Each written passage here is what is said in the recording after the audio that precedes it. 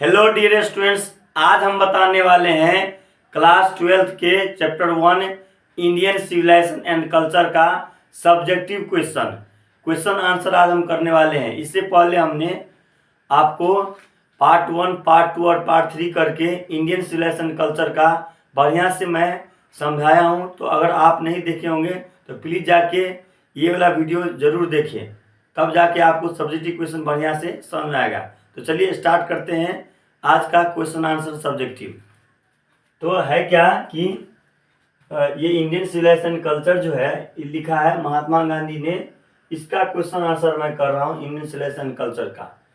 क्या लिखा है question? First question, what do you know about Gandhi ji. ठीक है, व्हाट मतलब क्या होता है, डू मतलब डू यू मतलब आप, नो मतलब जानना, अबाउट मतलब के बारे में, गांधी जी के बारे में आप क्या जानते हैं, गांधी जी के बारे में आप क्या जानते हैं, ये क्वेश्चन पूछ रहा है। ठीक है, तो इसका जवाब देंगे गांधी जी बॉर्न ऑन 2 अक्टूबर 1869।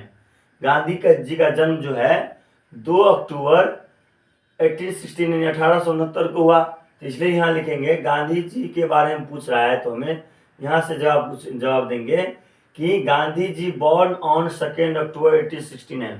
गांधी जी का जन्म जो है 2 अक्टूबर 1869 में हुआ। ही पॉपुलरली, लोकप्रियता के हिसाब से उसे नॉन एज बापू, ठीक है, लोकप्रियता के हिसाब से के आधार पर उसे लोग जो है बापू कहते थे, या the father of the nation, या उसे राष्ट्रपिता के नाम से जानते थे। फादर ऑफ द नेशन का मतलब होता है राष्ट्रपिता, राष्ट्रपिता के नाम से जानते थे। He truth and non violence as the chief weapons. ठीक है, वह जो है सत्य और अहिंसा को मुख्य हथियार के रूप में, चीफ मतलब तो मुख्य और विपन्स हथियार, मुख्य हथियार के रूप में सत्य और अहिंसा को अगेंस्ट द ब्रिटिश रूल, मतलब ब्रिटिश रूल मतलब अंग्रेजी नियमों के खिलाफ, यानी अंग्रेजों के खिलाफ जो है उसने जो है मुख्य हथियार के रूप में सत्य और अहिंसा को चुना। ठीक है, इन इंडिया टू हेल्प, और मदद किया गेन इंडिपेंडेंस, स्वतंत्रता आज़ादी दिलवाने में उसने हेल्प किया। ही डाइड ऑन 30 जनवरी 1948, वह जो है 30 जनवरी 1948 को मर गया। तो इस तरह से हम इसका आंसर लिखेंगे।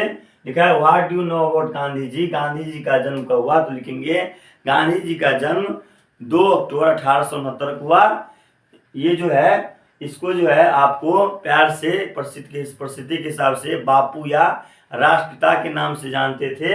इसका जो है ये सत्य और अहिंसा का प्रयोग किया मुख्य हथियार के रूप में ब्रिटिश के खिलाफ, अंग्रेजों के खिलाफ, और आज़ादी दिलाने में बहुत ही महत्वपूर्ण भूमिका निभाया। और इसका मृत्यु जो है 30 जनवरी 1948 को हुआ है। मुझे लग रहा है आप लोग अब समझ गए होंगे।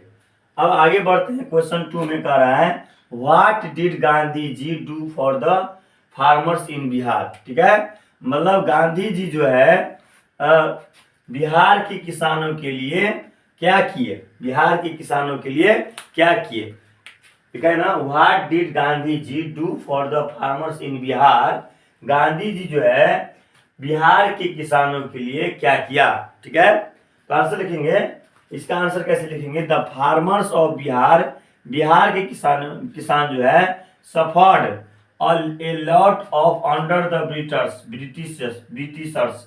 ठीक है, यानी बिहार के किसान जो है ब्रिटिश के अंदर बहुत ही कष्ट झेल रहे थे, बहुत ही पीड़ा उसको मिल रहा था, यानी अंग्रेज उसको बहुत ही जो है कष्ट दे रहे थे।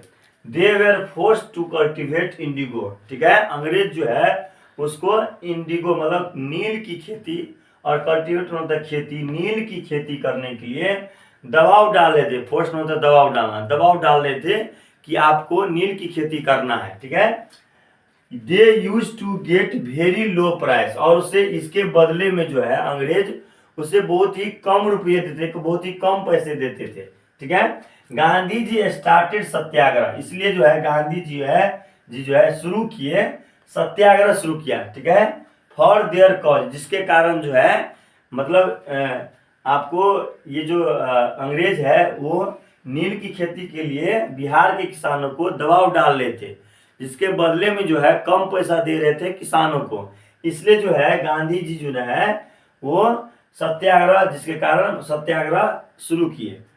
एट लास्ट, अंत में the farmers got relief there from their suffering, ठीक है। इसलिए जो है जो किसान है वो एक राहत की सांस लिया उस कष्ट से, ठीक है। सफरिंग होता है कष्ट, ठीक है। उस कष्ट से रिलीफ होता है राहत की सांस लेना, राहत की सांस लिया जब गांधी जी जो है सत्याग्रह जो है शुरू किया तब। तो मुझे लग रहा है क्वेश्चन 2 समझ गए होंगे। अब हम क्वेश्चन 3 पे जाते हैं। क्वेश्चन 3 कह रहा है what do you understand by civilisation and culture, ठीक है। यानी सिविलाइजेशन और कल्चर से आप क्या समझते हैं। सिविलाइजेशन होता है सभ्यता और कल्चर में संस्कृति। सभ्यता और संस्कृति से आप क्या समझते हैं, ये क्वेश्चन पूछ रहा है, ठीक है। तो क्या है, सिविलाइजेशन जो है is the manners of men's life, ठीक है। सिविलाइजेशन यानी सभ्यता जो है आदमी के जीवन का व्यवहार है, ठीक है। व्यवहार है, सभ्यता जो है आदमी के जीवन का व्यवहार है, व्यवहार है। It comes from education and society in which a man lives. यानी ये जो आता है, ये जो सिविलाइजेशन है, ये जो आदमी का जो लाइफ है, मैन जो है व्यवहार है, उससे आता है। ये आता है किससे, उसके एजुकेशन से, शिक्षा से और समाज से आता है जिसमें आदमी रहता है। इन विच अ मैन लिव्स, जिसमें आदमी रहता है वहां से आता है आपको जो है ये। इसके बाद it is expressed through man's conduct and behaviour in day to day life, ठीक है। इसका मतलब यह कि जो इट इज एक्सप्रेस, यह व्यक्त करता है through man's conduct and behaviour in which day to day life. जो आदमी जो दिन ब दिन जो है जिंदगी जो जीता है उसके व्यवहार और बर्ताव से, यानी जहां पर उसका व्यवहार है, इसकी बोलचाल है, ठीक है, बर्ताव है, उससे ये जो है ये व्यक्त को होता है आदमी के सभ्यता। Culture is different from civilisation. Culture जो है सिविलाइजेशन से क्या है, डिफरेंट है। सिविलाइजेशन से डिफरेंट कल्चर, यानी कल्चर संस्कृति। इट इज इंक्लूड, इसमें शामिल क्या होता है, आर्ट कला होता है, लैंग्वेज भाषा होता है, लिटरेचर मतलब है लिटरेचर में साहित्य होता है, ट्रेडिशन होता है, ट्रेडिशन होता है परंपरा, और रिलीजियस रिलीफ और धार्मिक विश्वास। ये इसमें क्या क्या आता है, कल्चर में आता है आर्ट आता है, लैंग्वेज आता है, लिटरेचर आता है, ट्रेडिशन एंड रिलीजियस आता है। इस सब के जो है आता है किसमें, कल्चर में, ठीक है। तो मुझे लग रहा है कि क्वेश्चन 3 जो है आप 3 क्वेश्चन आप समझ गए होंगे। अब आगे मैं समझता हूँ अगर स्क्रीनशॉट लेना है तो आप ले सकते हैं।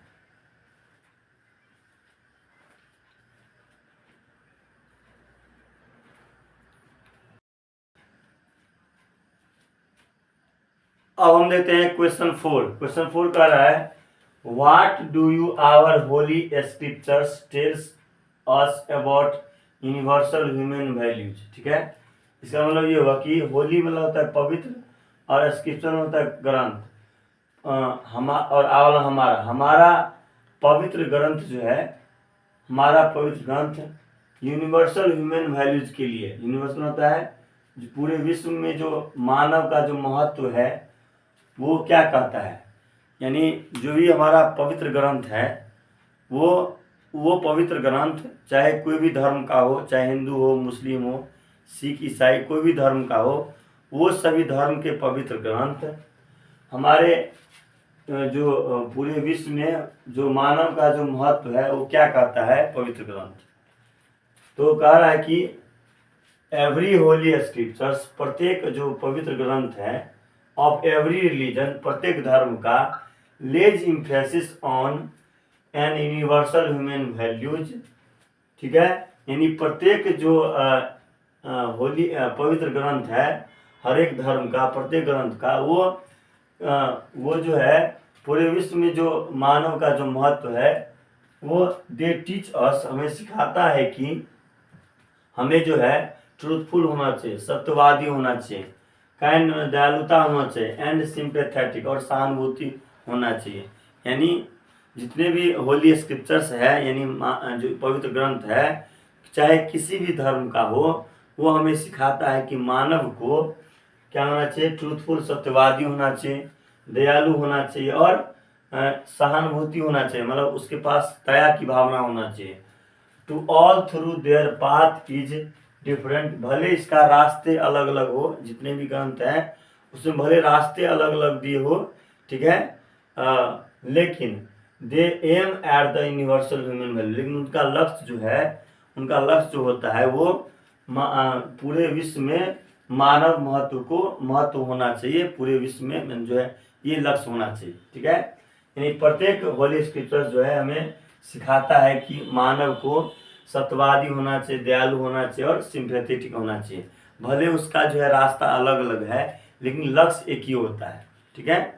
इसके बाद कह रहा है question fifth, how is Indian civilisation different from European civilisation, यानी इंडिया का जो सिविलाइजेशन है, भारतीय जो सभ्यता है वो कैसे अलग है यूरोपियन सिविलाइजेशन से, ठीक है। यूरोपियन सिविलाइजेशन पश्चिमी सभ्यता जो है वो उससे कैसे अलग है हमारी भारतीय सभ्यता, इंडियन सिविलाइजेशन कैसे अलग है। तो इंडियन सिविलाइजेशन क्या होता है, लेज इम्फेसिस ऑन मोरल वैल्यूज, यानी इंडियन जो सिविलाइजेशन है, भारतीय जो सभ्यता है वो हमें सिखाता है कि वो नैतिकता को महत्व देता है, नैतिकता को, ठीक है। और यूरोपियन सिविलाइजेशन जो है प्रोपेगेट करता है, प्रोपेगेट करता है, बढ़ाता है इमोरिटी को, अनैतिकता को बढ़ाता है, ठीक है। यानी इन दोनों में अंतर है, यूरोपियन सिविलाइजेशन और इंडियन सिविलाइजेशन, बस इतना अंतर है कि यूरोपियन सिविलाइजेशन क्या करता है, अनैतिकता को बढ़ाता है, जबकि हमारा जो सिविलाइजेशन है, भारतीय जो सिविलाइजेशन है, सभ्यता है, वो जो है नैतिकता को बोलता है, वैल्यू देता है, महत्व देता है, ठीक है। क्वेश्चन 6 है, व्हाई डज गांधी जी से about mind is a restless word, ठीक है। गांधी जी जो है क्यों कहते हैं कि माइंड क्या है, हमारा दिमाग है, रेस्टलेस वर्ड, बेचैन पक्षी की तरह है। गांधी जी क्यों कहते हैं, क्वेश्चन पूछ रहा है, गांधी जी क्यों कहते हैं कि हमारा जो दिमाग है वो एक बेचैन पक्षी की तरह है, ठीक है।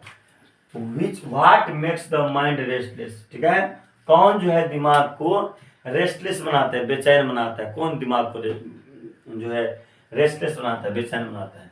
तो अकॉर्डिंग टू गांधी जी के अनुसार, mind is a restless word, जो है गांधी जी के अनुसार हमारा दिमाग जो है रेस्टलेस वर्ड है, बेचैन पक्षी तरह है, क्योंकि because the more it gets the more it wants, जितना हम उनको पाते हैं, जितना हमें मिलता है उतना हम हमें जो है चाहते हैं। जैसे मान लो कोई इंसान जो है महीने का आज की दुनिया में 10,000 रुपये कमाता है तो चाहता है कि हमें और कमाई करें, वो चाहता है 20,000 कमाए। जब वो 20,000 रुपये कमाने लगते हैं महीने के, वो चाहता है किसी तरह से 40,000 रुपये कमाए, और जो 40,000 रुपये जो महीने कमाता है वो चाहता है किसी तरह से लाख रुपये कमाए। तो यही होता है कि इसलिए बोलते हैं गांधी जी, हमारा जो दिमाग है, हमारा जो मन है वो बेचैन पक्षी की तरह है, जितना हमको मिलता है, जितना हम पाते हैं उतना और हम चाहते हैं, ठीक है। इसलिए बोल रहे हैं गांधी जी जो है दिमाग को बेचैन पक्षी की तरह, ठीक है। क्वेश्चन 7 बोल रहा है, व्हाई डिड आवर एंसेस्टर्स मतलब हमारे पूर्वज क्यों कहते हैं, क्यों मना करते हैं, डिसऑर्डर में मना करना अस फ्रॉम लग्जरियस मतलब ऐशो आराम एंड प्लेजर्स और आनंद से, मतलब हमारे जो पूर्वज हैं वो क्यों मना करते हैं, डिसऑर्डर में होता है मना करना, लग्जरियस होता है ऐशो आराम से, एंड प्लेजर और आनंद से, हमारे पूर्वज जो है ऐशो आराम से और आनंद लेने से क्यों मना करते हैं। Did they do the right things, क्या ये सही है, do they do the right things, क्या वे सही कहते हैं। तो आंसर लिखे हैं, आवर एंसेस्टर हमारे पूर्वज, ऑब्जर्व देखा कि दैट मतलब कि a man is not necessarily happy, एक आदमी को एक इंसान खुश नहीं है क्योंकि ही इज रिच, मतलब जरूरी नहीं कि एक इंसान जो है खुश है क्योंकि वह रिच है, वो धनी है, वो अमीर है, ठीक है। सिमिलरली उसी प्रकार से नॉट नेसेसरली अनहैप्पी, दुख है, जरूरी नहीं है कि दुखी है बिकॉज ही इज पुअर, जरूरी नहीं कि वो दुखी है क्योंकि वह गरीब है, ठीक है, गरीब है, so they decided us from luxurious, इसलिए जो हमारे पूर्वज क्या किए हैं, मना किए हैं कि हमको आनंद लेने से दूर रहने के लिए मना किए हैं। अकॉर्डिंग टू मी, इसलिए मेरे अनुसार, अकॉर्डिंग टू मी मतलब होता है मेरे अनुसार, they did the right thing, इसलिए मेरे अनुसार वे जो है हमारे पूर्वज जो है सही कह रहे हैं। ठीक है, क्या कर रहे हैं कि बोल रहे हैं कि क्वेश्चन में ये कह रहा है कि हमारे जो पूर्वज है वो आनंद लेने से, ऐशोराम लेने से क्यों मना करते हैं। ठीक है, क्या वे सही बोल रहे हैं। तो हम आंसर में क्या होगा कि हमारे एंसेस्टर ने देखा कि एक आदमी जरूरी नहीं कि वो खुश है तो वह धनी है, और जरूरी नहीं है कि वह जो है गरीब है तो इसका मतलब है, मतलब जो है दुखी है इसका मतलब वो गरीब है। मतलब जो है बिना देखे जाते हैं कि पैसा वाला ही देखा जाता है कि ज़्यादा अनहैप्पी होते हुए, दुखी होते हुए, और जो गरीब है वही देखते हैं, ज़्यादातर देखा जाता है आज की दुनिया में खुश है। ठीक है, तो वही बोल रहे हैं कि ये इस सब को देखकर जो है हमारे पूर्वज जो है आनंद लेने से दूर, ऐशोराम लेने से दूर कर रहे हैं, और इसलिए हम अकॉर्डिंग टू, इसलिए हम अपने अनुसार जो है ये जो है हमारे पूर्वज जो है सही कर रहे हैं। ठीक है, तो हम चलते हैं क्वेश्चन 8 समझते हैं। तब अगर आपको चाहिए इसके सर तो आप ले सकते हैं।